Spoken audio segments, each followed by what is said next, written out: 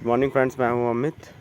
I am from revolution. तो आज मैं लेके आया हूं आपके लिए जो लैंड रोवर है। आज हमने इसमें कुछ अपग्रेडेशन करे हुए हैं। जो बैटरी थी 12 वोल्ट की, उसको हमने अपग्रेड करके 24 वोल्ट कर दिया।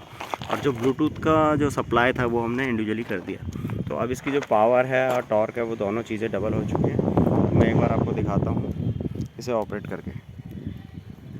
तो ये जो है, मैं यहाँ पे जो मेरे पास ऐप है, इस एप्लीकेशन में, तो ये जो रिमोट XY एप्लीकेशन है उसके थ्रू मैं इसे कनेक्ट करता हूँ। पेयर किया मैंने पहले ब्लूटूथ को, फिर मैं आपको ऑपरेट करके दिखाता हूँ। ये देखो, ठीक है। अब जो पावर है वो डबल हो चुकी है।